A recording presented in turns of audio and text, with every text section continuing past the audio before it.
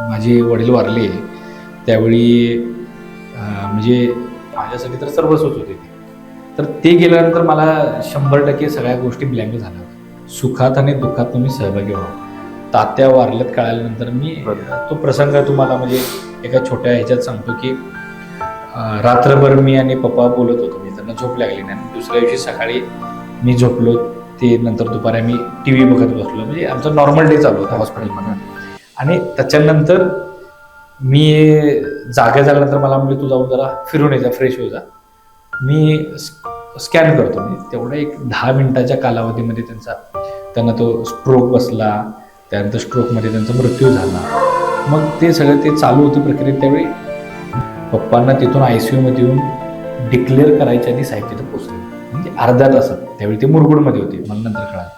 आणि आल्यानंतर ते यायच्या आधी मला वाटतं 1-2 मिनिटं ते डिक्लेअर केलं होतं. ते आले, गळ्याला पडले आणि त्यांना हुंडका आवरले, रडले ते ढसाढसा.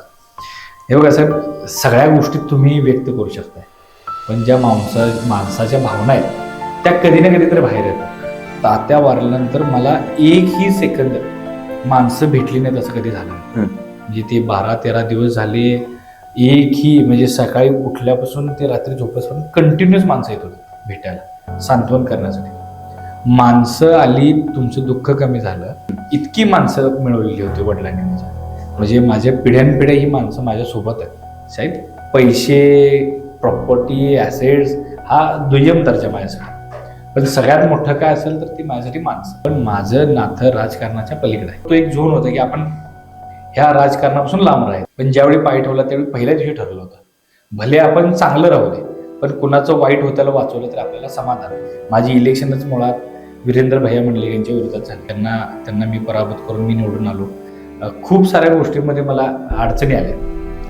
राजकारणामध्ये असू दे किंवा समाजकारणामध्ये जी माणसं माझ्या आयुष्यामध्ये महत्त्वाची होती ती माणसं मला सोडून गेली त्या 1.5 वर्षात. माझे जवळचे कार्यकर्ते होते, भागवत वारके निवृत्तीसाठी म्हणून होते, माझे मोठे चुलते होते. ह्या 1.5 वर्षामध्ये 14 जण वारले. मी ह्याही इलेक्शनला उभा राहावं असं माझ्या डोक्यामध्ये संकल्पना अजूनही नव्हतं. राजकारण म्हणून सोडून जर तुम्ही विचारलं तर मनोज फराटेवर एकही माणूस वाईट होणार. माझ्या संस्कारामध्ये, माझ्या इथिक्समध्ये असं सांगितले की सर्वात मोठं काय असेल तर तो माणूस आहे.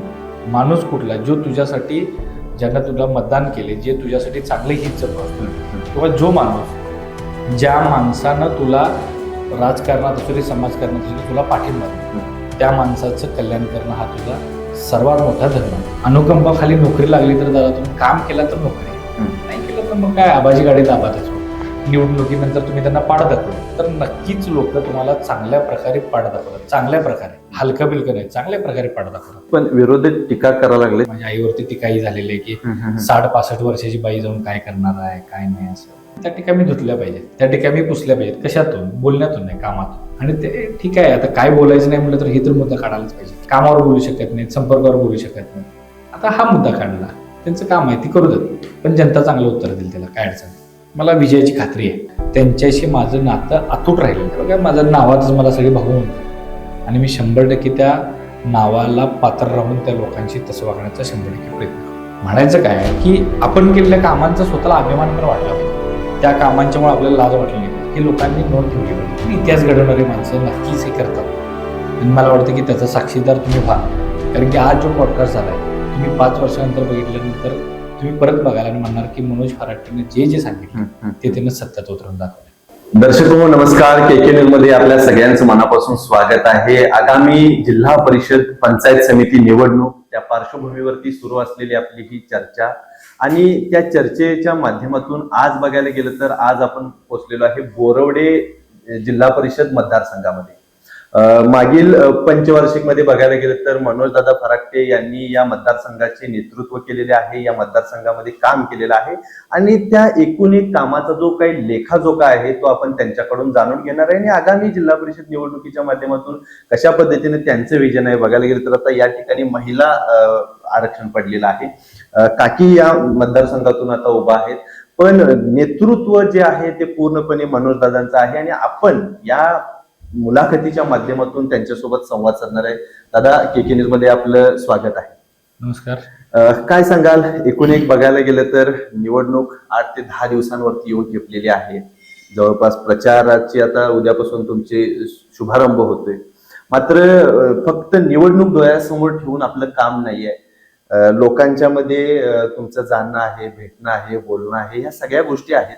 आता ज्या वेळेला तुम्ही लोकांच्या पर्यंत पोहोचताय, भेटताय, बोलताय, काय नेमक्या लोकांच्यातून प्रतिक्रिया येत आहेत आपल्याला? मुळात ज्या ठिकाणी आपण बसलोय, म्हणजे ज्या वातावरणामध्ये आपण आपलं संगोपन झाले किंवा ज्या वातावरणामध्ये आपलं जीवनमान किंवा आपण राहणीमान जिथं असते त्या वातावरणाचा नक्कीच आपल्या जीवनावरती इम्पॅक्ट असतोय. मी ज्या कुटुंबातून म्हणजे ज्या कुटुंबामध्ये माझा जन्म झाला ते कुटुंब म्हणजे आबाजी माझे मोठे चुलते ज्ञानदेव गुंडू फरागटे जे बिजली कारखान्याला वाईस चेअरमन होते. बऱ्याच जिल्ह्याच्या सहकारी संस्थांवरती ते पदाधिकारी म्हणून राहिलेले आहेत. त्याच्यानंतर माझे वडील कैलासवासी गणपती गुंडू फरागटे ज्यांनी बोर्डातील पतसंस्थेपासून डेअरीपासून सहकारामध्ये गावातील सहकार चांगल्या पद्धतीने रुजवला. त्याच्यानंतर ते बिद्री कारखान्याचे वाईस चेअरमन राहिले. त्यानंतर आपल्या कागल पंचायत समितीचे उपसभापती राहिले.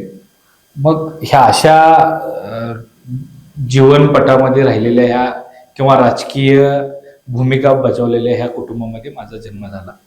अशा ह्या ठिकाणी मग आपण राजकारणाकडे बघताना कुठल्या पद्धतीने बघायला पाहिजे हाच दृष्टिकोन माझा होता. माझं शिक्षण MBA पर्यंत झालेलं आहे. मी कोल्हापुरातील न्यू कॉलेज त्यानंतर KIT कॉलेजमध्ये माझं शिक्षण झाले. त्याच्या आधीचं शिक्षण माझं सैनिक स्कूल सातारा येथे झाले. माझ्या वडिलांचे एकूण म्हणजे घराची परिस्थिती तुम्ही पाहिला तर 6 जण भाऊ. अगदी मोठं कुटुंब, 6 भाऊ 4 बहिणी, वडिलांचं मोठं कुटुंब. त्यानंतर आम्ही 8 जण भाऊ आणि 14 बहिणी. मला वाटतं की एक 50 ते 70 लोकांचं असं माझं मोठं कुटुंब आहे आणि एकत्रित कुटुंब. म्हणजे ज्या घरामध्ये एक चूल आहे आणि एका चुलीवरती एवढ्या लोकांचं अन्न शिजवलं जातं, अशा प्रकारचे हे कुटुंबामध्ये माझा जन्म झालाय. वाढलोय मी त्या संस्कारामध्ये मी ते जगलेलो आहे. आता इलेक्शन किंवा समाजकार्याकडे बघण्याचा दृष्टिकोन किंवा राजकारणाचा बघण्याचा दृष्टिकोन हा प्रत्येकाचा पर्स्पेक्टिव्ह वेगळा असू शकतो. म्हणजे कोण ज्या ठिकाणावरून वाढले किंवा ज्या वातावरणामध्ये जगले त्याप्रमाणे ते राजकारणाचा किंबहुना बघण्याचा दृष्टिकोन राहू शकतो असं मला वाटतं. बरोबर. कारण की सामाजिक आणि ह्या राजकीय जीवनामध्ये मी आता 10 वर्ष राजकारणामध्ये आहे. म्हणजे 2017च्या आधी मी हुतात्मा स्वामी वारके सुतगिरणीला मी संचालक म्हणून राहिलो. तिथून पुढे माझा हा राजकीय प्रवास आहे. त्याच्यानंतर 2017ला मी जिल्हा परिषद सदस्य म्हणून राहिलो. मी त्या सभागृहातला सर्वात तरुण सदस्य म्हणून मला बहुमान मिळाला. त्याच्यानंतर हा आताच आरक्षण जे पडले त्यानंतर मी माझ्या वडिलांचं निधन झाल्यानंतर मी तिथं आता बिद्रीचा वाईस चेअरमन विद्यमान वाईस चेअरमन आहे बिद्री कारखान्याचा. आता ह्या मतदारसंघामध्ये बिद्री बोर्ड मतदारसंघामध्ये माझ्या मतदारसंघामध्ये जनरल महिला हे आरक्षण पडले. माझ्या आईसाहेब म्हणजे शोभाताई गणपती फरागटे म्हणजे ज्यांना काकी म्हणून संबोधलं जाते बरोबर, त्यांना आपण उमेदवारी म्हणजे मुश्रीफ साहेबांनी दिलेली. आता हे सगळं करत असताना तुम्ही म्हणताय की कुठल्या पद्धतीनं बघितलं पाहिजे किंवा कुठल्या पद्धतीनं तुम्ही लोकांच्या समोर जाता. तर लोकांच्या समोर जात असताना त्याला एक अधिकार राहिला पाहिजे लोकांच्या समोर. म्हणजे ज्यावेळी तुम्ही एकदा एक कारकीर्द 5 वर्षाची पूर्ण करताय आणि त्यांच्यानंतर परत लोकांच्या समोर जाताय, माझ्यासारख्या ह्या सगळ्या कुटुंबाचा किंवा माझी पार्श्वभूमीचा उल्लेख करण्याच्या पाठीमागे एवढंच कारण आहे की तुम्हाला लाईफमध्ये इथिक्स कुठले आहेत, तुम्हाला लाईफमध्ये काय पर्स्पेक्टिव्ह झाले किंवा तुम्हाला संस्कार काय झाले. माझ्या संस्कारामध्ये माझ्या इथिक्समध्ये असं सांगितले की सर्वात मोठं काय असेल तर तो माणूस आहे. माणूस कुठला जो तुझ्यासाठी ज्यांना तुला मतदान केले, जे तुझ्यासाठी चांगले हित जपतोय किंवा जो माणूस ज्या माणसानं तुला राजकारणात असू दे समाजकारणात असू दे तुला पाठिंबा दिला, त्या माणसाचं कल्याण करणं हा तुझा सर्वात मोठा धर्म आहे.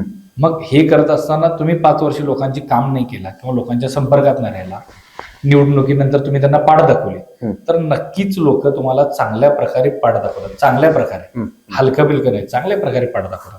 त्यामुळे मला वाटतं की मी पहिल्या दिवसापासून निर्णय घेतला होता. म्हणजे इलेक्शनला उभा राहायच्या आधी ज्यावेळी आपण एका कुठल्या तरी विभागामध्ये नवीन पाय ठेवतोय, मला जरी राजकारणाचं जरी बाळकोड असेल, राजकारणाचा जरी वारसा असला तरी माणूस म्हणून मला काही इथिक्स आहेत. माणूस म्हणून मी सुशिक्षित एक मुलगा आहे, सुशिक्षित तरुण, ज्याला असं कळतं की ह्या एका जीवनामध्ये तरुणाईकडे असं बघताना म्हणतोय की आपण राजकारणी सगळी बाद असतात, राजकारणी सगळी भ्रष्टाचारी असतात, अनेक नावं देतोय आपण, सगळी राजकारणी एकसारखे असतात.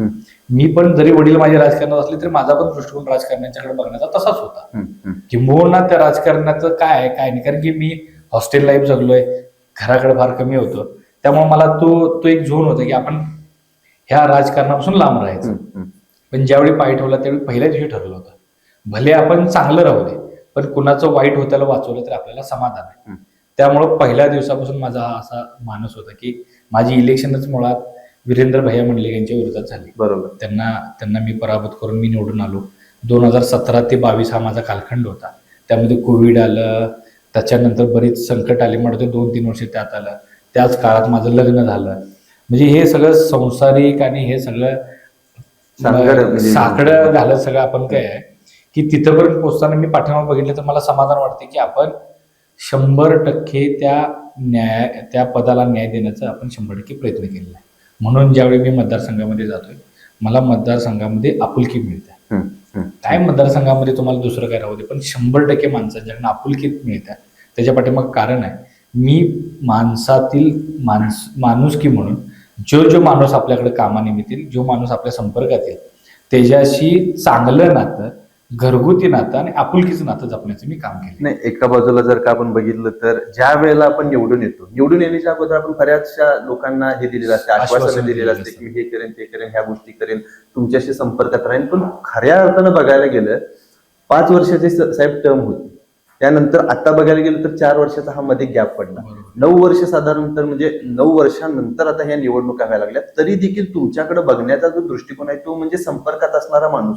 मग हे जो संपर्क तुम्ही ठेवलाय तो कशा पद्धतीने आहे लोकांच्या सोबतचा? संपर्क म्हणजे काय आहे, माणसाला काय गरजा असतात, माणसाच्या सुखात आणि दुःखात तुम्ही सहभागी व्हावा. माझे वडील वारले त्यावेळी म्हणजे ठीक आहे, मुलगा म्हणून किंवा कुटुंबातील एक सदस्य म्हणून किंवा माझ्यासाठी तर सर्वस्वच होते ते. तर ते गेल्यानंतर मला 100% सगळ्या गोष्टी ब्लँक झाल्या होत्या. पण माझं सांत्वन करण्यासाठी मी तुम्हाला सांगू काय की ते झाकीर खान म्हणतात बघा की आयुष्यामध्ये काय मिळवलं तर बघायचं तर ते मी ज्याला मदत करेन त्याला सगळ्याला सांगतो, मला आता काय देऊ नकोस, पण मी वारल्यानंतर तू ये. म्हणजे अंत्ययात्रा बघण्यासाठी तो एक तिने ते उदाहरण पण दिले की अंत्ययात्रेवरती एक पिक्चर आहे, त्या पिक्चरमध्ये ते सीन आहे की त्या अंत्ययात्रा बघण्यासाठी किती माणसं धडपड करून ती अंत्ययात्रा बघायला जातात. अशा पद्धतीची एका पिक्चरमध्ये किंवा एका आपण विजनरी डॉक्युमेंटरीमध्ये बघतो की अशा लोकांना वारल्यानंतर लोकांनी यावं, त्या अंत्ययात्रेमध्ये सहभागी व्हावं किंवा तुमच्या दुःखामध्ये सहभागी व्हावे, अशा प्रकारची पिक्चर स्टाईल मधली ती दुनिया मला बघायला मिळाली. ठीक आहे, एक सर्वसामान्य कुटुंबामधली माणसं जी शेती हा प्रमुख व्यवसाय करून नंतर आपापला बिझनेस वाढवत गेली, पण लोकांशी इतकं घट्ट नातं ठेवलं. तात्या वारल्यानंतर मला एकही सेकंद माणसं भेटली नाहीत असं कधी झालं नाही. म्हणजे ते 12-13 दिवस झाले, एकही म्हणजे सकाळी उठल्यापासून ते रात्री झोपेपर्यंत कंटिन्युअस माणसं येत होती भेटायला, सांत्वन करण्यासाठी. माणसं आली, तुमचं दुःख कमी झालं. मी ह्याच्या आधी पण सुखदुःख करत होतो, पण तात्या गेल्यानंतर मी जेवढ्या सुखदुःखात गेलो त्याचं मला थोडंसं त्याच्याबद्दलचं वेटेज आलं किंवा त्याच्याबद्दलची कल्पना आली की आपण माणसाच्या दुःखामध्ये गेलो तर किती त्याचा भार हलका होतोय हे स्वतः अनुभवल्याशिवाय कळत नाही. त्यामुळे ते अनुभवलंय मी. ती गेली ज्यावेळी 2017ला मी इलेक्शनला उभारलो, त्याच्या आधी मी कोल्हापुरात राहायला होतो, त्यावेळी तात्या मला कायम पेशंट दवाखान्यात त्याला डबा घेऊन जा, त्याच्याकडे तुझ्याकडे पैसे नसते तर त्याला पैसे नेऊन दे, हे मी खूप आधी वर्षापासून करतोय. म्हणजे CPR मध्ये प्रेत उचलण्यापासून, CPR मध्ये पेशंट ऍडमिट करण्यापासून, कुठल्याही दवाखान्यात गेले तर त्या माणसाला डबा देण्यापासून खूप छोटी कामं आहेत, पण त्या माणसांसाठी ती कामं खूप मोठी होती किंवा अडचणीची होती. म्हणजे गावातून कोल्हापुरात जाणं आणि कोल्हापुरात तुम्हाला पै पाहुणं नसलं तर जेवणाच्या डब्याची अडचण होणार. मग त्यावेळी त्या माणसाला काय लागते, गावाकडचं भाकरी भाजी, ती तसली मेस शोधून काढून त्यांना डबा देणं, हे माझं नित्याचं काम होतं. त्यामुळे ही सेवा किंवा हे माझ्या अंगवळणी पडलेलं होतं. त्यामुळे वेगळं काय करायला लागलं नाही. मी प्रत्येक माणसानं जिथं मला कळालंय जे दुःख आहे, पेशंट आहे, ऍक्सिडेंट झालाय, काय झालाय, तिथं 100% उपस्थित लावून त्यांचं सांत्वन करण्याची, मदत करण्याची मी काम केले. त्याच्यानंतर सुखाचा कार्यक्रम असू दे, कुणी बारशाला बोलवू दे, लग्नाला बोलवू दे, काय आणि काय कसला त्यांचा कार्यक्रम असू दे, कोण स्पर्धा निवडली, कोणी काय केलं, सगळ्या प्रकारच्या सुखदुःखामध्ये मी सहभागी होण्याचा प्रयत्न केला. आता हा संपर्कातला एक भाग आहे. मी जी विकास कामं केली, जी वैयक्तिक लाभार्थी मिळाली, जसं जसं मी काम करायला लागलो, हे काम करताना मुलगा हे कळाल्यानंतर लोकांचा अप्रोच वाढायला लागला मला. बरोबर. लोकही हक्कानं मला काम सांगायला लागले. त्यामुळं माझं मतदारसंघामध्ये बऱ्यापैकी मी किंबहुना म्हणून गॅरंटीने सांगू शकतो की मी बऱ्याच लोकांच्या घरामध्ये माझा परत भेटीचा संपर्क आलेला आहे ह्या नात्यानिमित्त. म्हणजे हे बाळकडू म्हणायला गेलं तर तात्यांच्याकडून मिळाले. हा, आबाजी, तात्या, माझे आजोबा आणि आजी. आता आजोबांना मी काय पाहिलं नाही, पण माझ्या आजीची सवय होती. आजी माझे काहीतरी आपलं निवडत बसणे किंवा काहीतरी बसली, समोरनं कोणी जाऊ दे, थांब, दुपार असली तर ताक द्यायचं, काय नाही असलं तर भाकरी द्यायची, चहा घ्यायला लावायचा, दूध प्यायला लावायचं, अजिबात कधी सोडत नव्हती. तीच सेम आजीची ती सेम सगळी त्याची व्यवहारिक किंवा सामाजिक भावना आहे ती 100% माझ्या आईमध्ये आहे. क्वचितच अशी माणसं असतात की ज्यांच्या जाण्यानंतर सुद्धा ती जिवंत असतात, आणि त्यातलं म्हणजे मेव म्हणायला गेलं तर तात्यांचं आहे. म्हणजे उदाहरण आपल्याला द्यावं लागेल की बऱ्याच वेळेला आम्ही ज्या वेळेला ग्राउंडवरती फिरतोय, लोकांशी भेटतोय, बोलतोय, चर्चा करतोय, त्यावेळेला वारंवार त्यांचं नाव येते की माणूस राजकारणी नव्हता, तो माणूस पूर्णपणे समाजकारणी होता, त्या माणसानं कधीही राजकारण केलं नाही, त्यानं कधीही स्वार्थी हे केलं नाही. आणि मुश्रीफ साहेबांच्या अत्यंत जवळचा माणूस, अत्यंत जवळचा म्हणजे पहिला एकदम की ज्या माणसावरती किंवा ज्या माणसाला विचारून निर्णय घेण्या इतपत साहेबांचं आणि त्यांचं नातं, एवढं सगळं त्यांनी मिळवलं, पण माणसांना कधीही त्या गर्व नव्हता. अशा पद्धतीचा माणूस, त्यांचे तुम्ही चिरंजीव म्हणून राजकारण करताना, लोकांशी भेटताना, बोलताना बऱ्याच वेळेला त्यांचे नाव तुमच्या समोर येते. हे सगळं आहे म्हणजे एका बाजूला मी म्हणेन की वारसा आहे, आणि तो वारसा पुढे चालवत असताना एक जबाबदारी पण आहे, आणि दुसरं बघायला गेलं तर लोकांच्याकडून त्या अपेक्षा आहेत. मग हे अपेक्षांचं ओझं वाटतं का कधी?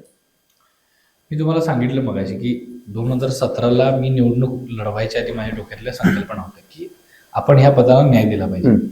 मग न्याय कसा देतो साहेब? 2017ला मी तर सगळ्यात तरुण, माझं वय अगोदर 24-25 वय, त्याच्यानंतर राजकारणातला जरी गंध असला तरी राजकारण कुठल्या पद्धतीने केलं पाहिजे, राजकारणात समाजकारणात उतरताना कुठल्या केलं पाहिजे. तर एकच माझं ध्येय होतं की जे वडिलांनी नाव कमवले ते नाव टिकवण्याची जबाबदारी माझी आहे. भले मी म्हणजे म्हणतात ना, वारसात आलेलं टिकवणं पण फार अवघड असते. एवढी मोठी लोकांची संपत्ती साहेब, पैसे, प्रॉपर्टी, ऍसेट्स हा दुय्यम दर्जा माझ्यासाठी, पण सगळ्यात मोठं काय असेल तर ती माझ्यासाठी माणसं. इतकी माणसं मिळवलेली होती वडिलांनी माझ्या, म्हणजे माझ्या पिढ्यानपिढ्या ही माणसं माझ्या सोबत आहेत. ह्याचा गर्व आहे मला की आज ही ती माणसं माझ्या सोबत आहेत. बरोबर. आज ही त्यातला एकही माणूस माझ्याकडे गेलेला नाही. जी माणसं गेल्यात ती माणसं परत आणण्याचा मी 100% प्रयत्न करतो. माझ्या वडिलांचं जे स्वप्न होतं की त्या तळागाळातील माणसांच्यापर्यंत पोहोचून त्यांचं सुख दुःख सोबती राहायचं. मी कामं होतील, कामं संपतील, विकास होईल, विकास तो खराब होईल, परत ती कामं राहतील, हे दिस इज पार्ट ऑफ रोटेशन. म्हणजे हे सर्कल आहे, सगळे कामं बिमं सगळं चालणार आहे, पण जो जोडलेला माणूस आहे तो माणूस शेवटपर्यंत टिकवण्याचा प्रयत्न करायला पाहिजे. जी जोडलेली नाती ती नाती शेवटपर्यंत टिकवण्याचा प्रयत्न केला पाहिजे. ह्याच अपेक्षांचं फार मोठं वजन आहे, साधं सुद्धा वजन नाही. हे बघा, मी तुम्हाला सांगतो की इलेक्शन झाली 5 वर्षांना त्या माणसांचं आपल्या बरोबरचं नातं राजकारण म्हणून संपलं. बरोबर. कारण की तो संपला, पण माझं नातं राजकारणाच्या पलीकडे आहे. माझं सदस्यत्व संपून मी आता 9 वर्ष झालं, म्हणजे 4 वर्ष संपलेलं. मी तरुण आहे, मला पण असं वाटतं की आपण बिझनेस व्यवस्थित झाला पाहिजे, हे झाला पाहिजे, पण त्याच्या पलीकडे जाऊन मला असं वाटतं की त्या वारसामध्ये मिळालेली माणसं ही तितकीच जबाबदारीची आहे. ही जबाबदारी आहे माझ्यावरती, त्या माणसांच्या अपेक्षांची जबाबदारी आहे. आणि हे ओझं आहे, हे ओझं पेलणे इतपत खांद दिलं, त्यामुळे मला ती गोष्ट ओझं वाटत नाही. एवढा मोठा वारसा आहे साहेब. आज ही कुठल्याही चौकात उभारलो तर त्या चौकात उभारल्यानंतर 10 माणसं गोळा होतात.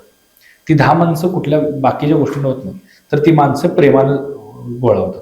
आज हे गेलं तर तात्यांच्यामुळे माझं हे झालं, तात्यांच्यामुळे माझं आयुष्य चांगलं झालं, किंवा माझ्या आयुष्यामध्ये तात्यांचा इतका मोठा रोल होता आणि तुम्ही ते करायला लागला, हे समाधान आहे. विरोधकाचं काम आहे माझ्यावर टीका करणं, त्याचा रोल आहे.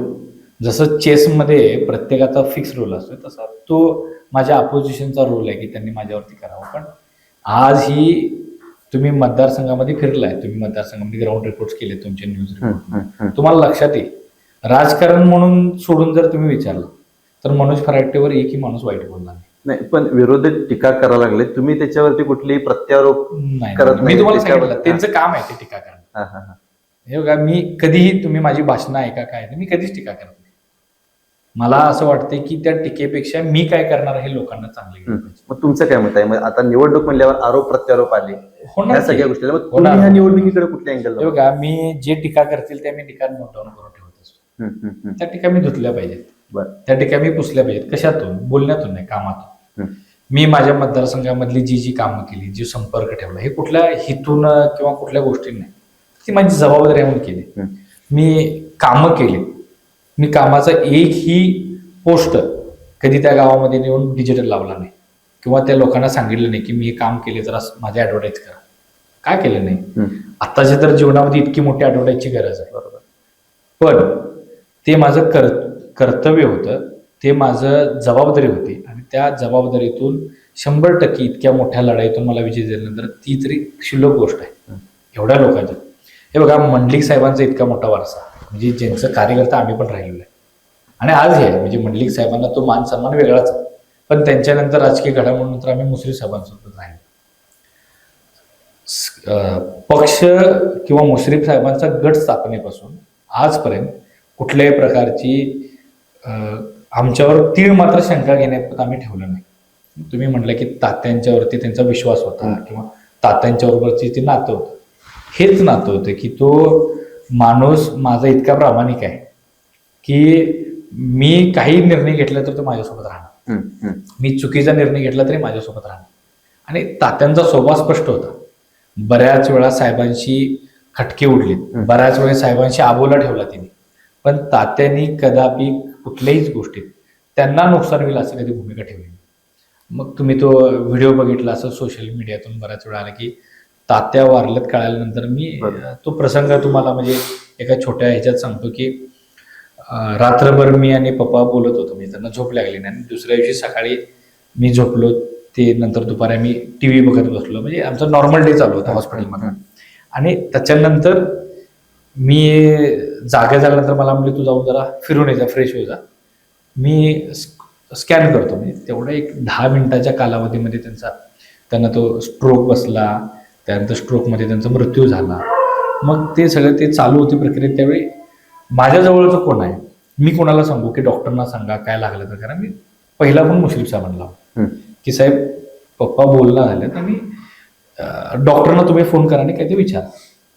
त्यांनी डॉक्टरांशी संपर्क साधला. डॉक्टरने त्यांना काय सांगितलं काय माहिती. पप्पांना तिथून ICU मध्ये येऊन डिक्लेअर करायच्या आधी साहेब तिथं पोचले होते. बरोबर. म्हणजे अर्ध्या तासात. त्यावेळी ते मुरगुडमध्ये होते, मला नंतर कळालं. आणि आल्यानंतर ते यायच्या आधी मला वाटतं 1-2 मिनिटं ते डिक्लेअर केलं होतं. ते आले, गळ्याला पडले आणि त्यांना हुंदका आवरले, रडले ते ढसा. हे बघा साहेब, सगळ्या गोष्टी तुम्ही व्यक्त करू शकताय, पण ज्या माणसाच्या भावना आहेत त्या कधी ना कधी तरी बाहेर येतात. त्या भावना, त्यांच्याबद्दलचं प्रतीचं प्रेम बऱ्याच वेळा तुम्हाला दिसलं असेल की तात्या बिद्रीचं संचालक सोडून कुठे तुम्हाला दिसले नाही की ते केव्हा पुढच्या अपेक्षेला कधी राहिले नाहीत. मग तात्या एवढे वर्ष काम करतात किंवा तात्यांनी अजून कुठं जावं. कार्यकर्ता म्हणून माझी पण भावना आहे की माझ्यावरचा नेता कुठं जावं. आज मी नवीन साहेबांना मी नेतृत्व मानतोय, मुश्रीफ साहेबांना नेतृत्व मानतोय. त्यांचं उंचीमान, त्यांच्या चाललेल्या ह्या राजकीय कारकिर्दीला आपल्यामुळे कुठेतरी तोटा नसावा अशा प्रकारची भूमिका माझ्या वडिलांची होती. कधीही मुश्रीफ साहेबांना अडचण नको, कधी मुश्रीफ साहेबांना अडचण झाली तर त्याचा निर्णय घेतला पाहिजे, अशा प्रकारची भूमिका असणारा कार्यकर्ता नक्कीच नेत्याला आवडतो. आणि तात्या तर असं फ्लोमध्ये माणूस होत, एकदम प्रामाणिक, एकदम निस्वार्थी कायम साहेबांच्यावर राहिलं. त्यामुळे त्यांना कायम भावाचं स्थान दिलेलं आहे. त्या भावासारखंच त्यांची ती एवढं कसं काय म्हणजे असं तुम्ही आज म्हणजे माणूस म्हणून काय असते भूमिका की 2 घास जगलं पाहिजे चांगलं, माझी नोकरी चांगली पाहिजे, माझं कुटुंब चांगलं राहिलं पाहिजे. तात्या जे शब्द टाकतील ते पूर्ण केले. तात्यांना पदापेक्षा कामं महत्वाची होती. त्यांना मुश्रीफ साहेब इतके वर्ष राजकारण करतात, त्यांना माहिती आहे की कुठल्या माणसाला काय करायला लागतं. तात्यांनी काम सांगितले की ते काम 100% झालं. तात्यांनी शब्द टाकला की हे करायला पाहिजे, ते झालं. नातं चांगलं त्यांच्या दोघांच्यातलं अंडरस्टँडिंग होतं की त्या दोघांनी कुठल्याही प्रकारचं एकमेकाला अडचण होईल असं वागलं नाही. त्यामुळे तो एक न बोललेलं किंवा न झुंपलेलं एक ते नातं होतं त्यांचं. आणि ते तात्यांच्या जाण्यानं ते नातं संपुष्टात आलं म्हणता येणार नाही, कारण की ते आजही मला मुलासारखं प्रेम करतात. माझ्या कुटुंबावरती ज्यावेळी माझे चुलते वारले, त्यानंतर माझे जवळचे 2-3 कार्यकर्ते वारले, मला या 1.5 वर्षामध्ये खूप साऱ्या गोष्टींमध्ये मला अडचणी आल्या. राजकारणामध्ये असू दे किंवा समाजकारणामध्ये जी माणसं माझ्या आयुष्यामध्ये महत्वाची होती ती माणसं मला सोडून गेली त्या 1.5 वर्षात. माझे जवळचे कार्यकर्ते होते, भागवत वारके, निवृत्तीसाठी म्हणून होते, माझे मोठे चुलते होते. ह्या 1.5 वर्षामध्ये 14 जण वारले. मी ह्याही इलेक्शनला उभा राहावं असं माझ्या डोक्यामध्ये संकल्पना अजूनही नव्हती. पण एका टप्प्यानंतर मी असं म्हणत होतो की आपण कार्यकर्ता म्हणून एका पदावरती आहे, कोणाला तर न्याय दिला पाहिजे. पण तितक्याच जबाबदारीनं आपली दुसरी बाजू आहे की आपण ते पद घेत असताना त्या पदाला न्याय दिला पाहिजे. बरोबर. त्या निवडणुकीपुरतं 15 दिवस कोण काही पण वल्गना करतात हो. मी तुम्हाला ताजमहल देतो, चंद्रतारा देतो, सगळं सांगतात. पण ते निवडणूक झाली, निकाल झाले की त्याच्यानंतर 5 वर्ष ते टिकवायचं असतं. 5 वर्ष तुम्हाला काय वाटतंय की मागील 5 वर्षामध्ये तुम्ही त्या पदाला न्याय दिला का? दिला तर तो कशा रूपाने दिला? कारण तुम्ही मगाशी बोलताना म्हणालात की मी त्या सभागृहामधला सगळ्यात तरुण सदस्य होतो ज्या वेळेला तुम्ही निवडून आला होता. तर त्या पंचवार्षिकला तुम्हाला काय काय अडचणी आल्या? तुम्ही कशा पद्धतीने निधी आणला? जवळपास बघायला गेलं तर 25-1 लाख रुपये कुठेतरी त्या जिल्हा परिषद सदस्याला तेवढा निधी दिला. तुम्ही किती निधी खिचून आणलात आणि तो कशा पद्धतीने आणला? आता मी तुम्हाला सांगितलं तसं मी सुशिक्षित मुलगा आहे, म्हणजे माझं शिक्षण झाले चांगलं आणि त्या शिक्षणाच्या आधी मला राजकारणाचा वसा आहे आणि त्याच्या पलीकडे जाऊन राजकारणाकडे बघण्याचा दृष्टिकोन माझा वेगळा आहे. आता 2017ला जेव्हा मी निवडून गेलो त्यावेळी मला वाटतं पहिल्या 6 महिन्यात यशदाचं ट्रेनिंग लागलं. म्हणजे जिथं जिल्हा परिषद सदस्य तुम्ही का झालात आणि तुम्ही कुठल्या प्रकारे काम केलं पाहिजे अशा प्रकारचं 2 दिवसाचं रेसिडेन्शियल ट्रेनिंग होतं. मी आवर्जून गेलो. शिकणं आपलं शेवटी आपल्याला अपग्रेड व्हायचं असेल तर शिकायला पाहिजे.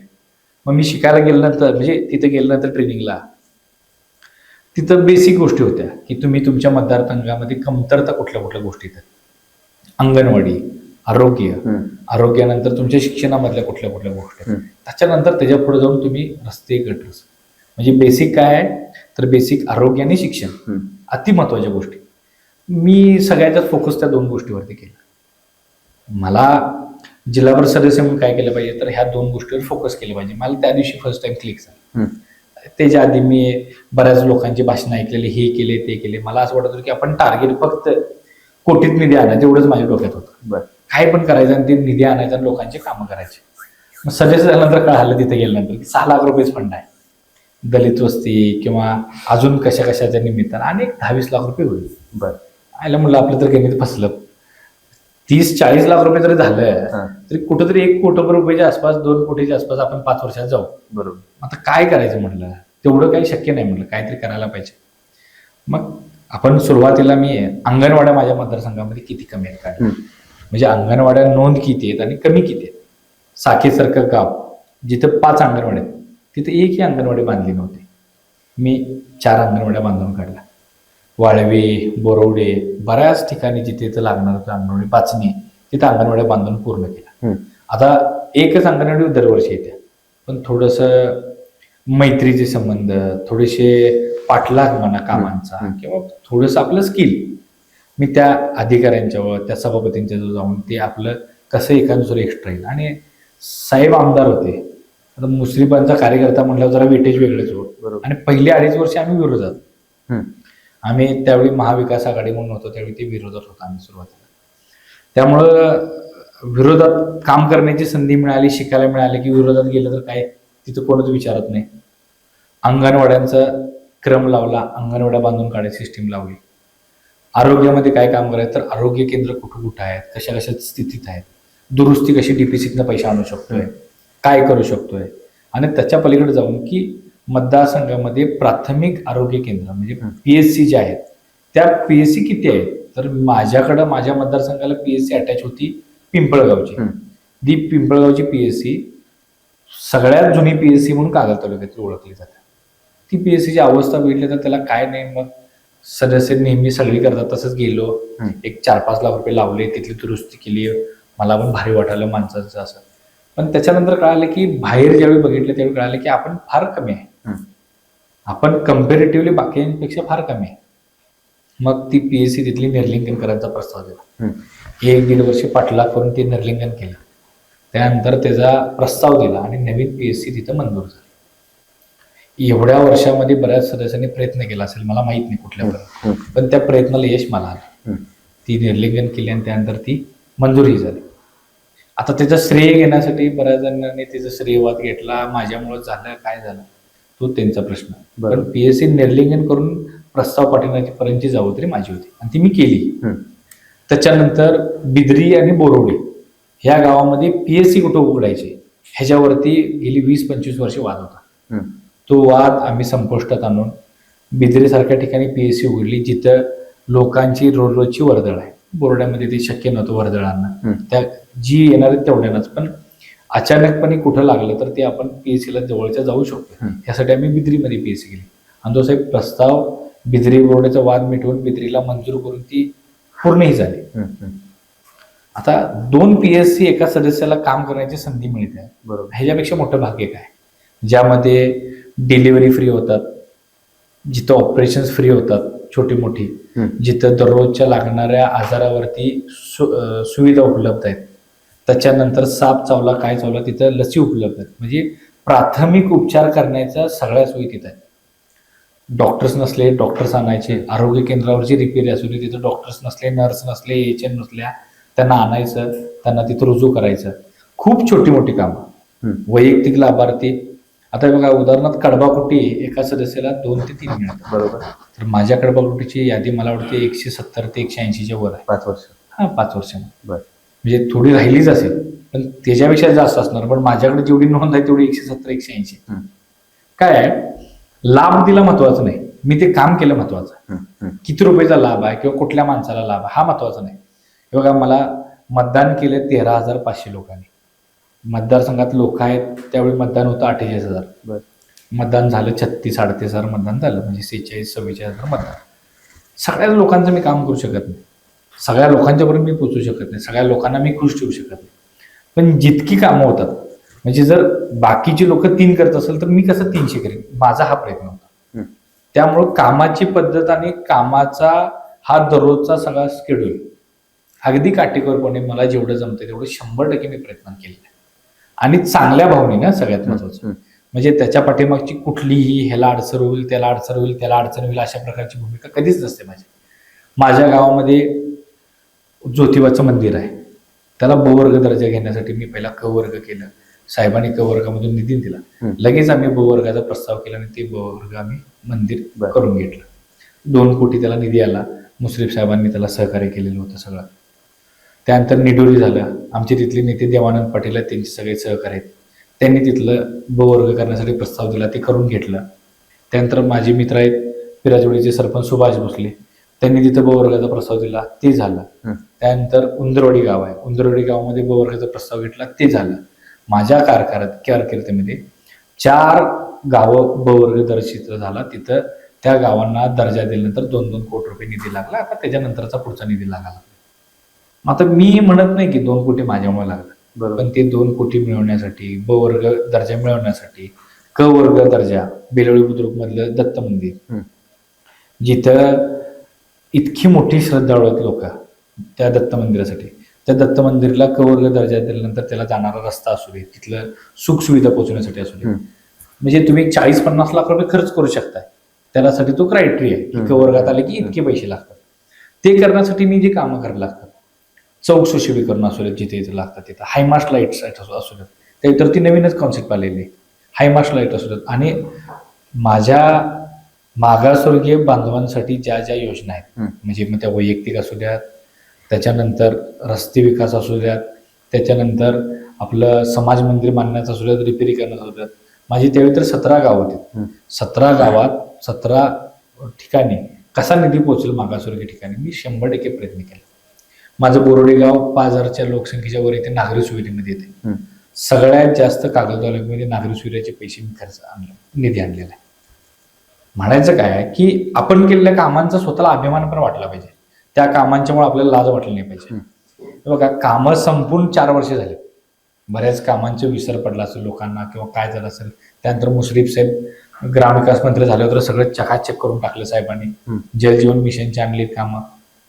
पण व्यक्तिगत कामांच्या पेक्षा मी आरोग्य, शाळा दुरुस्ती ह्या कामावरती फोकस केला आणि येणारही 5 वर्षामध्ये मला विजयाची खात्री आहे. हम्म. का तर त्या सगळ्या प्रोसेसमध्ये मी चांगल्या प्रकारे काम केलेलं आहे. आणि ज्या उमेदवार आहेत त्या उमेदवारांच्या बद्दल तुम्हाला सांगायचं राहिलं तर त्यांनी पंचायत समितीचं सदस्यपद भूषवलेलं आहे. हम्म. ह्या गावचं सरपंचपद भूषवलेलं आहे. त्याच्या पाठीमागं तात्या पुढे गेल्यानंतर जी पाठीमागची खिंड लढवायची आहे तर त्या माऊलीनं 100% प्रामाणिकपणे लढवलेली आहे. आज तुम्ही बोर्ड्यामध्ये जावा, प्रत्येक घरामध्ये सुखादुःखात भाकरी घेऊन त्या घरामध्ये जाऊन बसून त्यांचं दुःख सांगण्याचं काम केलं. आज ही त्यांची मानसिकता नव्हती की आपण आपल्या दुःखामधून बाहेर यावं, समाजामध्ये वावरावं. पण त्यांना ज्यावेळी सांगितले की उमेदवारी आपल्याला घ्यावी लागेल त्यावेळी त्यांनी सांगितले की आयुष्यभर नवऱ्याचं ओझं उचलत आलो, आयुष्यभर नवऱ्यासोबत लोकांची कामं करत आलो. ह्या सगळ्या दुःखानंतर माझ्यापेक्षा ह्या जनतेतील अश्रू पुसण्याची जबाबदारी माझी आहे. आणि ह्या हेतूनं त्यांनी 100% यामध्ये निर्णायक भूमिका घेऊन ह्या उमेदवारी त्यांनी अर्ज भरला आणि त्यांनी उमेदवारी स्वीकारली. आता माझी आई म्हणून मला गर्वच आहे या गोष्टीचा. मला सांगा की एका बाजूला तुम्ही आता ते आपल्या आईबद्दल असं गोष्टी बोलू नये, पण एका बाजूला तुम्ही विधवेबद्दल असं सांगताय की समाजामध्ये तिला वेगळ्या लेवलचं स्थान दिलं पाहिजे. समाजामध्ये विधवांच्या बद्दल अनेक गोष्टी त्यांना त्या गोष्टी टाळल्या जातात, जाणीवपूर्वक टाळल्या जातात. तर महाराष्ट्र शासनानं म्हणजे मुश्रीफ साहेब मंत्री होते त्यावेळेस केले की विधवेच्या हस्ते झेंडावंदन करा. बरोबर आहे. त्याच्यानंतर विधवांना तुम्ही चांगल्या हिनं मान सन्मान द्या की ज्यांना जीवनमानात येऊ दे. माझी आई म्हणून पण माझी भावना तीच आहे.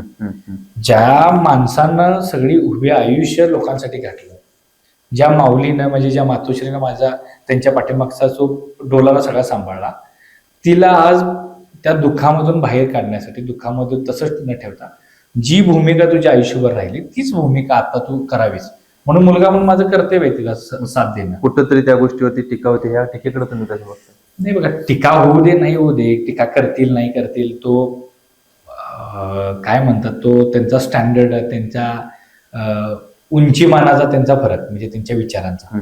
माझे विचार इतके खालचे नाही. मी तुम्हाला सांगितलं की माझ्या आईबद्दलची भूमिका माझी स्पष्ट आहे. तिनं आयुष्यभर जे केले ते तिथून पुढे जीवनमान तिचं आहे तोपर्यंत तिने करावं. लोकांची सेवा करावी, लोकांच्या सेवेमध्ये तिचा मोठा सिंहाचा वाटा असावा आणि त्या वाटावर माझा खारीचा वाटा असावा. आज मी जितकं काम माझं नाव माझ्या वडिलांचं किंवा कुटुंबाचं करण्यात होतं, आज तर माझी आई उभारल्या. मी तिच्यासाठी किती काम करेन विचार करा. माझं असं स्वप्न आहे की काकी ज्यावेळी सदस्य होत्या त्यावेळी ही इतकी मोठी कामं झालीत किंवा इतकी प्रभावशाली कामं झालीत हे लोकांनी नोंद ठेवली पाहिजे. आणि इतिहास घडवणारी माणसं नक्कीच हे करतात आणि मला वाटतं की त्याचा साक्षीदार तुम्ही व्हा. कारण की आज जो पॉडकास्ट झालाय तुम्ही 5 वर्षानंतर बघितल्यानंतर तुम्ही परत बघाल आणि म्हणणार की मनोज फराटेने जे जे सांगितलं ते त्यानं सत्यात उतरून दाखवलं. आणि मला हा स्वतःवरचा विश्वास आहे. मी फाजील तुम्ही विश्वास ठेवत नाही, हा 100% विश्वास आहे. कारण की ही मी सगळी कामं करून दाखवलं आणि अजून किती इम्पॅक्टफुली काम करता येते जिल्हा परिषद हे नक्कीच येणाऱ्या 5 वर्षांनी दाखवलं. काय असं मनोज फराटे यांच्याकडे आहे की जेवढा तरुण वर्ग आहे, एवढा महिला भगिनी आहेत किंवा एवढ्या तुमच्याकडे आकर्षित होत आहेत, तरुणांचं एक बघायला गेलं तर चांगली फळी तुम्ही या भागामध्ये हे केलेली आहे, एवढं कसं काय मनोज फराटे यांच्याकडे नेमकं एवढं काय हे आहे? मी तुम्हाला सांगितले की माझ्या कुटुंबाचा वारसा कसला आहे, तर माझ्या कुटुंबाचा वारसा समाजसेवेचा आहे. दवाखाना असू दे, मेडिकली कुठले इश्यूज असू द्या, आम्ही खिशातले पैसे घालायला पण मागं पुढं कधी बघत नाही. त्याचे परत येतील, कुठं कुणाचं घर पडले, कुणाचं काय पडले, कधी न हिशोब घालता ते कामं केलेले माझ्या वडिलांनी असू दे, माझ्या चुलत्याने असू दे. आता मनोज फराटे त्यांचा मुलगा आहे, काकीचा मुलगा आहे, म्हणजे विचार करा की मीही त्याच पावलावरती चाललो. बरोबर. मी कोणाला पैसे देऊन लाजीम नाही किंवा काय नाही, पण मी चांगल्या भावनेनं त्या लोकांशी राहतोय. सगळ्यात काय असते बेसिक तर ती भावना असते. त्या चांगल्या भावनेनं त्यांच्याशी राहिल्यामुळं त्यांच्याशी माझं नातं अतूट राहिलेलं आहे. बघा, माझ्या नावातच मला सगळे भाऊ म्हणतात आणि मी 100% त्या नावाला पात्र राहून त्या लोकांशी तसं वागण्याचा 100% प्रयत्न करतो. त्यामुळे ती भाऊ म्हणून भावासारखीच राहतात. मी कधीही तुम्हाला राजकारणी म्हणून दिसणार नाही. काय तुम्हाला क्रिकेटच्या ग्राउंडवर खेळताना दिसणार, शॉर्ट्सवर असू दे मी फिरत बसलेला असणार, ट्रिपला मित्रांच्यावर गेलो तर ज्या लेवलवर दंगा करायला मिळतो त्या लेवलवर माझी मौज-मस्ती चालू असतात. मित्र बरोबर भेटला, काय मनात येईल तेवढं हसून बिसून आम्ही दंगा करत असतो. बाकीचा त्या लेवलचा ज्येष्ठ लोकांचा आला तर त्यांच्याबरोबर ऐकून त्यांच्या गोष्टी समजून घेऊन. हे बघा, प्रत्येक माणूसच कपेबल नसतोय, म्हणजे प्रत्येक माणूस हुशार नसतोय, प्रत्येक माणूस त्या लेवलवर चालू. समोरच्या माणसाचं जरी चुकीचं असलं तर त्याचं ऐकून घ्यायची कॅपॅसिटी माझ्यात आहे आणि मी ते ऐकून घेतोय. मग त्यातनं कसा मार्ग काढता येईल, म्हणजे समजूतदारपणा, एक मॅच्युरिटी म्हणतात, ती मॅच्युरिटी मला माझ्या वडिलांच्यामुळं, माझ्या ह्या सगळ्या कारभारांच्यामुळे, एवढ्या लोकांच्या गेल्यानंतर 2017ला जे मी होतो किंवा त्याच्या आधीचं जे होतो तो मी आता नाही आहे. मी बदल करत आणलाय. मी नक्कीच म्हणणार नाही की मी बेस्ट आहे, पण मी बदल करत करत करत जे गरजेच्या गोष्टी आहेत तितक्या करत आलो. जे समाजात, जे माणसाने तुम्हाला बदल सांगितले ते बदल मी ऍक्सेप्ट केलेत. मी चुका ज्या ज्या केल्या त्या चुकांच्या दुरुस्त करत करत मी पुढे आलोय. मी अजून काही नाही, मी अजूनही शून्य आहे, पण त्या शून्याबरोबर राखताना कोणाला तरी माणसाला जोडलं तर त्याची किंमत व्हावी, अशा प्रकारचं शून्य. आणि नक्कीच त्या शून्याचं रूपांतर आता कुठंतरी 1, 2, 3, 4 मध्ये भविष्य काळात होईल, पण आता तर सध्या स्थितीला तेवढं आहे. मी कुणाबरोबर गेलो तर त्याची किंमत वाढेल, अशा प्रकारचा शून्य आहे मी आता. मी माझ्या स्वतःत बदल करत चांगला चाललोय. नेतृत्व म्हणून तुम्ही मुश्रीफ साहेबांच्याकडे कशा रीतीने बघता? तुम्ही कधी देवाकडे गेल्यानंतर तुम्ही देवाकडनं अपेक्षा व्यक्त करताय, म्हणजे नमस्कार करून की माझं या आयुष्यामध्ये हे झालं पाहिजे, ते पाहिजे झालं, आणि त्या देवाचं कुठंतरी त्यांची पूजा अर्चा करणारी, त्यांची वसा जपणारी किंवा त्यांच्याबद्दलची अशी मंडळी असतात की त्यांच्याकडे बघितली की आपल्याला प्रसन्नता वाटते. किंवा काही मंदिरामध्ये गेल्यानंतर तुम्ही पाया पडल्यानंतर प्रसन्न होते. तुम्ही मुश्रीफ साहेबांच्याकडे सकाळी 5ला जावा किंवा संध्याकाळी 10ला जावा, ती प्रसन्नता त्यांच्या चेहऱ्यावरती असते. तुम्ही त्यांच्याकडे गेला, तुम्ही काम सांगितलं, काम न होतेलं असलं तरी तो माणूस 100% प्रयत्न करणार आहे. मी तुम्हाला मगाशी सांगितले की राजकारणात यायच्या आधी सगळेच राजकारणी बाद आहेत, हा दृष्टिकोन ठेवणारा मी कार्यकर्ता होतो. पण ज्यावेळी राजकारणात आलो, ज्यावेळी हे बघा, राजकारणातले अनेक टप्पे बऱ्याच जणांनी पाहिलेत. राजकारणातील चांगलपणा, वाईटपणा बऱ्याच जणांनी बघितलं, पण हसन मुश्रीफ आणि त्यांच्या कुटुंबातला त्या सदस्य नवीद मुश्रीफ ह्यांच्याकडं पॉझिटिव्ह दृष्टिकोन आहे. ते कधीही निगेटिव्ह दृष्टिकोनाकडे बघत नाहीत आणि तीच पॉझिटिव्हिटी मी माझ्या मनात ठेवतो. त्यांच्याकडे बघताना तुम्ही साध्यातला साधा माणूस जो होते ना मोठ्यातला मोठा माणूस जो आहे, त्यांच्याकडे काम करण्याची पद्धत किंवा बघण्याची त्याच्याकडचे दृष्टिकोन एकसारखा आहे. जो येईल त्याला संधी, जो येईल त्याचं काम, जो येईल त्याची अडचण कशी दूर होईल ह्याच्याकडेच त्यांचा दृष्टिकोन असतो. आता ह्या सगळ्यामध्ये तुम्हाला सांगितलं तसं विरोधकाचं काम आहे त्यांच्यावर टीका करणं, पण सातत्यानं त्यांच्या दिनक्रमामध्ये कधीच बदल नाही. सकाळी पहाटे उठणं आणि ते रात्री झोपसपर्यंत लोकांची सेवा करणं. मग मला सांगा, माणूस म्हणून थकत नसेल असं वाटतंय का तुम्हाला? तर त्यांची ऊर्जा कोण आहे? तर त्यांची ऊर्जा येणारी माणसं आहेत. बरोबर. आणि अशा माणसांच्या सोबत जर नाही राहिलं तर मग त्यांना कम्पेअर करायला किती लोक आहेत? त्यांच्या आसपास तरी लागतात तेव्हा, की एवढ्या विकासाचा, कामाचा डोंगर असणारी माणसं, एवढा अजेंडा असणारी माणसं, आणि त्याच्यापेक्षा पलीकडे चांगल्या भावनेनं, चांगल्या वर्तणुकीनं, माणसांशी आपुलकीनं नातं जपणारं ही नेतृत्व. मग अशी लोक सोडून कोणाच्या नेतृत्वाकडे खाली जायचं? त्यामुळं बघताना आणि विचार करताना तो माणूस आपल्यासाठी आयडॉल राहिला पाहिजे, असाच आपण आयडॉल निवडला पाहिजे. आणि Hasan Mushrif is perfect example for that. होऊ घातलेल्या निवडणुकीमध्ये बघायला गेलं तर एका बाजूला भावनिकतेचं राजकारण आहे आणि एका बाजूला कामाचं राजकारण आहे. तुम्ही निवडणुकीकडे बघताना या दोन्ही आयामाकडे बघताना कशा पद्धतीने बघता? राजकारणात भावनिकता असावी नक्की, 100%. आपण भावनिक माणसाची टेंडन्सी आहे, ती ह्युमन टेंडन्सी आहे भावनिकता.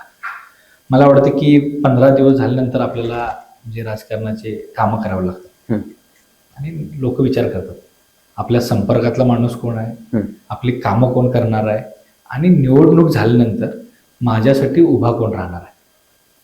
कित्येक लोकांच्याकडनं तुम्ही ऐकाल की मध्यरात्री जरी फोन केला तरी मनोज फराटे फोन उचलून त्यांच्याशी बोलतोय किंवा काम करतोय. हा माणूस आहे, कधी उचलला नाही तर तू सकाळी 5ला माझा फोन जातोयस त्यांना. त्यामुळं ही माझी राजकारणाची आत्ताची पिढी नाही, ही अशा 3 पिढ्या सलग काम करत आलोय मी.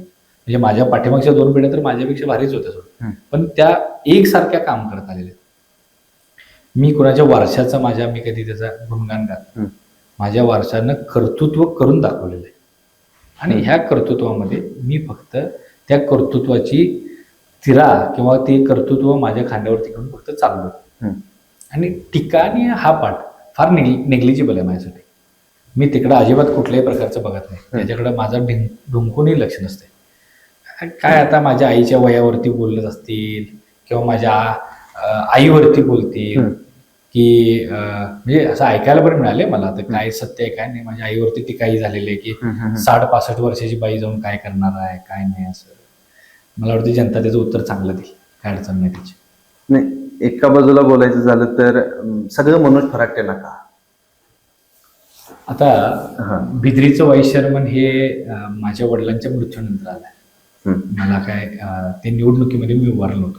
माझं एकच पद होतं जिल्हा परिषद सदस्य, ते संपून 4 वर्ष मी लोकांच्या सेवेतच आहे. वडिलांचं अचानक निधन होणं, वडील माझे 20 वर्ष संचालक आहेत, त्यांचा तो संचालक म्हणून चांगला कारभार आहे, त्यांना सलग 4-5 वेळा लोकांनी निवडून दिलं.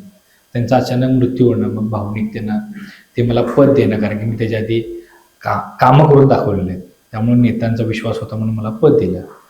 अनुकंपा खाली नोकरी लागली तर दादा तुम्ही काम केला तर नोकरी, नाही केलं तर मग काय आबाजी गाडी दाबातच हो. बरोबर. मी वाईस चेअरमन झाल्यानंतर 38 ते 40 तासावर जाणारी पाळी मी 17 तासात वाहनं उतरली.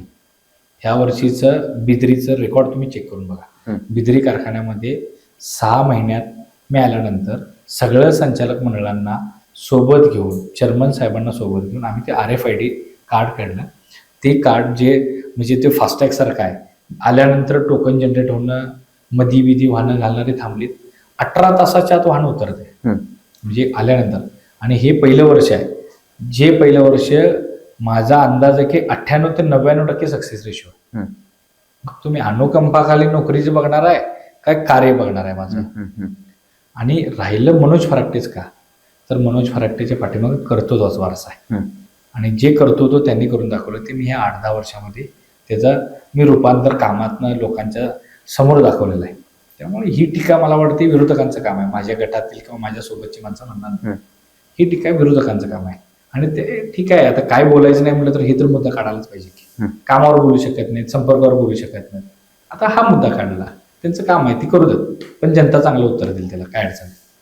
मी योग्य आहे का अयोग्य आहे हे तर मतातून देतील लोक, तुम्हाला नक्कीच 7 तारखेला कळेल.